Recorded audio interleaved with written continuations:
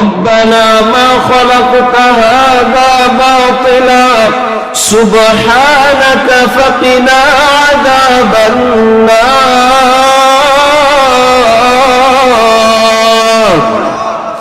আমার ভাইরা রাসূল করিম সাল্লাল্লাহু আলাইহি ওয়াসাল্লাম এই যে আয়াত তেলাওয়াত করেছেন সূরা আলে ইমরানের অর্থ কি আল্লাহ রাব্বুল আলামিন বলেন যারা দাঁড়িয়ে বসে শুয়ে আমি আল্লাহ তাআলার জিকির করে আমি আল্লাহকে স্মরণ করে তারা হলো জ্ঞানী বলেন সুবহানাল্লাহ ভাইরা খুব খেয়াল করবেন মানুষের অবস্থা হলো তিনটা কয়টা সবাই বলেন কয়টা হয়তো মানুষ দাঁড়িয়ে থাকে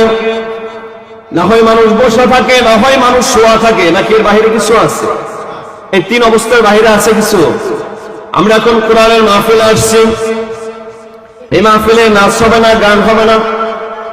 এই আল্লাহর কোরআন সামনে নিয়ে কোরআন হাতে নিয়ে কোরআন বুকে নিয়ে কোরআন থেকে কথা হবে রাসূলের সুন্নাত থেকে হাদিস থেকে কথা হবে আল্লাহ তাআলার কোরআন শুনলে সওয়াব হয় না গুনাহ হয় আর একটু আস্তে বলেন সওয়াব হয় নবীজি বলেছেন কেউ যদি আল্লাহ তাআলার কোরআন তেলাওয়াত করে প্রত্যেকটা হরফে কমপক্ষে 10টা করে নেকি আছে কয়টা করে নাকি ওই হাদিসের মধ্যে নবীজি বলেছেন কোরআনুল কারীমের প্রথম সূরাতুল বাকারার প্রথম আয়াত আলিফ লাম মিম আমাদের কাছে শুনতে শোনা যায় মনে হয় যেন একটা হরফ আসলে হরফ হলো তিনটা কয়টা নবীজি বলেন আমি বলতেছি না আলিফ লাম মিম এক হরফ বরং আলিফ একটা হরফ আলাদা লাম আলাদা মিম আলাদা তার মানে আলিফ লাম মিম কোন আল্লাহর বান্দা বুঝে পড়ুক না বুঝে পড়ুক তার নেক হবে কয়টা 30টা জোরে বলেন কয়টা তাহলে এই যে তাফসীর কোরআন মাহফিলগুলোতে কত আয়াত তেলাওয়াত হয় কি বলে ঠিক না ভাই ঠিক কত আয়াত তেলাওয়াত হয় কত আয়াতের তরজমা হয় তাফসীর হয় তাহলে এখানে আল্লাহর স্মরণ হয় কি হয় না আল্লাহর জিকির হয় কি হয় না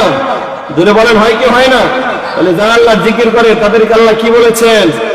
বুদ্ধিমান জ্ঞানী কি বলেছেন বলেন বুদ্ধিমান এরা জ্ঞানী তাহলে যারা আসতে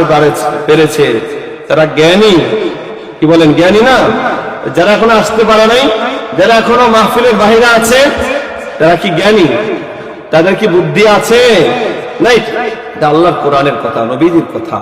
এই জন্য মাইকের আওয়াজ যতটুকু যায় আপনারা যদি নিজেদেরকে জ্ঞানী মনে করেন বুদ্ধিমান মনে করেন আকলওয়ালা মনে করেন তাহলে মাহফিলের এই মঞ্চে চলে আসুন আল্লাহর কোরআন তেলাওয়াত হবে কোরআনের তরজমা হবে তাফসীর হবে কি বলেন কথা ঠিক না ঠিক আমার ভাইয়েরা কোরআন শুনলে কি লাভ সূরাতুল আনফালের মধ্যে আল্লাহ বলেন ইন্নামাল মুমিনুনা আল্লাযীনা ইযা যুকিরাল্লাহ আল্লাহর জিকির আল্লাহর স্মরণ যখন মুমিনরা করে মুমিনদের গুণ হলো ইন্নামাল মুমিনুনা আল্লাযীনা ইযা যুকিরাল্লাহু ওয়াজিলাত কুলুবুহুম ঈমানদারদের অন্তরে যখন আল্লাহ তাআলার কথা স্মরণ হয়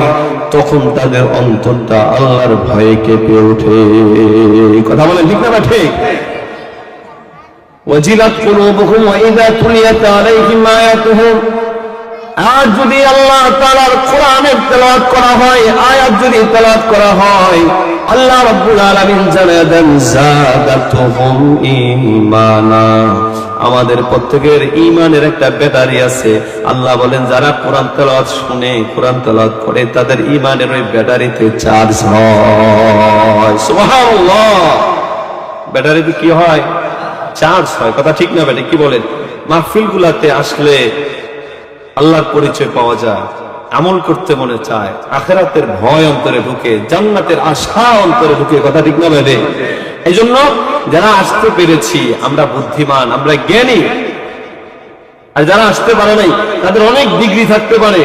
অনেক তাদের টাকা থাকতে পারে ক্ষমতা থাকতে পারে আসলে তারা জ্ঞানী নয় তারা বুদ্ধিমান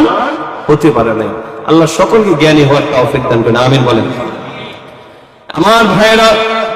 নবীজিকে সাহাবায়ে কেরাম জিজ্ঞাসা করলো ইয়া রাসূলুল্লাহ জ্ঞানী কাদেরকে বলা হয়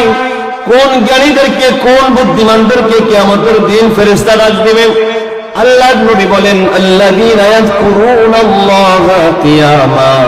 যারা দাঁড়িয়ে দাঁড়িয়ে আল্লাহর জিকির করে। সুবহানাল্লাহ। জিক্রুন শব্দের অর্থ হলো স্মরণ করা, আল্লাহকে কি করা? যারা দাঁড়িয়ে দাঁড়িয়ে আল্লাহকে স্মরণ করে তারা হলো জ্ঞানী। ওয়া কুউদা, যারা বসে বসে, আপনারা সবাই বসে আছেন, আমরা বসে আছি, বসে বসে আল্লাহর কোরআন তেলাওয়াত হচ্ছে, আল্লাহর কথা স্মরণ হচ্ছে, এটাই জিকির। কথা ঠিক না? কথা বলেন না কেন? তাহলে আমরা কি? আমরা জ্ঞানী।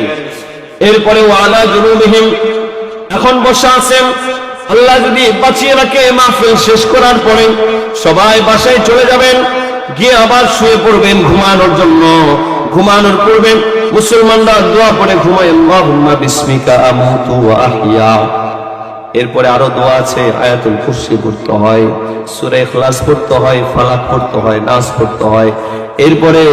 33 বার সুবহানাল্লাহ, 33 বার আলহামদুলিল্লাহ, 34 বার আল্লাহু আকবার পড়তে হয়। আর অনেক দোয়া আছে, যারা যেগুলা জানে তারা সেগুলা পড়ে। অন্তত প্রত্যেকটা মুসলমান যারা ন্যূনতম মক্তবে পড়ছে তারা আল্লাহুম্মা বিসমিকা আমুতু ওয়া আহইয়া এতটুকু তো পারে। কি বলেন?